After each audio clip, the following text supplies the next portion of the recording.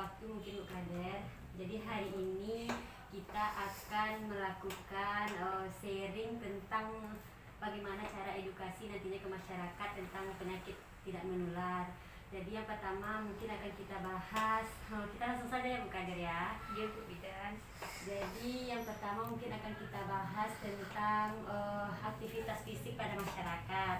Mungkin ini bisa sebagai pedoman bagi Bu Kader, nantinya bisa Bu Kader pegang ya.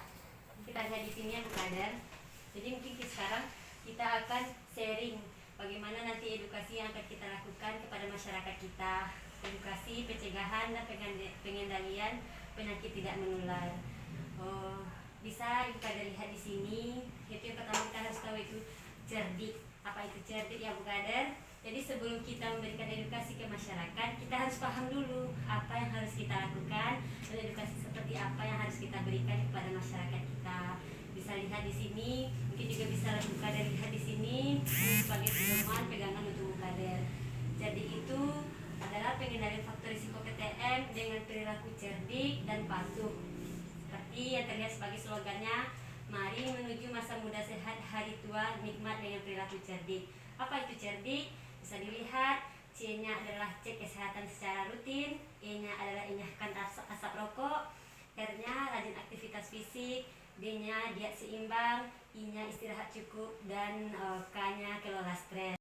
Baiklah Ibu Kader, hari ini kita akan membahas tentang edukasi kepada masyarakat bagaimana mengatur pola makan atau diet yang seimbang.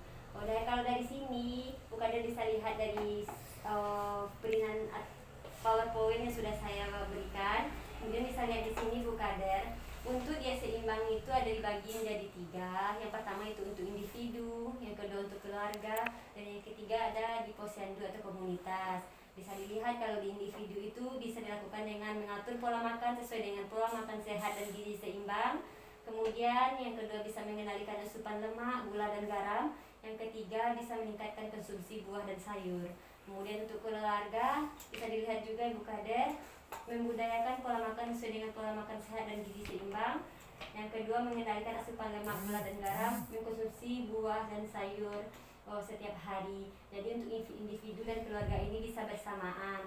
Kemudian posyandu atau komunitas ini bisa dengan menu sehat untuk PMT, bisa saat posyandu lansia atau posyandu remaja. Kemudian kegiatan bersama di posyandu melalui kegiatan demo masak menu sehat. Ada pertanyaan Ibu Kader? Tidak Bu. Ya, kita lanjut ya. Kemudian bisa dilihat di sini Bu Kader tentang diet seimbang, yaitu ada 10 pedoman gizi seimbang yang bisa kita pedomani dalam kehidupan kita untuk sehari-harinya dan juga bisa untuk kita edukasikan kepada masyarakat nantinya. Yang pertama, biasakan mengkonsumsi aneka ragam makanan pokok. Jadi tiap hari dah itu saya Bu Kader, buat ganti menu tiap hari. Jadi makan di rumah sana, orang di rumah pun sana. Kemudian yang keduanya batasi konsumsi panganan manis, panganan manis, asin dan berlemak. Jadi boleh kita makan tapi harus dibatasi. Kemudian lakukan aktivitas fisik yang cukup dan pertahankan berat badan ideal. Itu yang paling penting sepertinya ya Bu Kader. Kemudian biasakan mengkonsumsi lauk pauk yang mengandung protein tinggi. Yang kelima, cuci tangan pakai sabun dengan air mengalir. Selanjutnya, biasakan sarapan pagi. Dan selanjutnya, untuk pedoman gizi seimbang, biasakan minum air putih yang cukup dan aman. Yang selanjutnya, banyak makan buah dan sayur. Kemudian yang ke-9, biasakan membaca label pada kemasan pangan. Jadi kalau kita beli terutama makanan-makanan yang kayak di minimarket, seperti di minimarket yang paling utama harus kita lihat yaitu tuh kemasan expired dan halal. Kemudian syukuri dan nikmati aneka ragam makanan. 10 pedoman gizi seimbang lebih relevan di kehidupan sekarang dan diharapkan masyarakat dapat melakukan apa yang tertera di dalam pedoman umum gizi seimbang. Jadi setelah kita mempelajari ini Bu Kader, kita awalnya harus bisa menerapkan ke diri sendiri dan keluarga dulu, baru kita edukasikan kepada masyarakat. Ada pertanyaan sampai di sini Bu Kader? Tidak ada Bu. Nah, selanjutnya bisa kita lihat di sini pengaturan pola makan. Jadi pertama yang harus kita lihat pada gambar sebelumnya isi piringku. Nah, isi piringku ini bisa dilihat ini untuk berat badan normal. Jadi dalam satu piring 1/8 itu merupakan makanan pokok dan sayuran. Kemudian 1/4 baru lauk pauk dan buah-buahan. Jadi bisa kita pedomani di sini. Kita beri contohnya kita ambil satu piring, kemudian kita isi sesuai dengan pedomannya ini. Jadi nanti bisa kita terapkan di rumah, baru nanti kita terapkan ke masyarakat. Kemudian bisa dilihat di sini Bu Kader, ini khusus untuk masyarakat yang berat badannya berlebih atau obesitas. Dari setengah piring adalah yang merupakan sayur dan buah, baru 1/4-nya makanan pokok yang tinggi protein dan beras atau biji-bijian.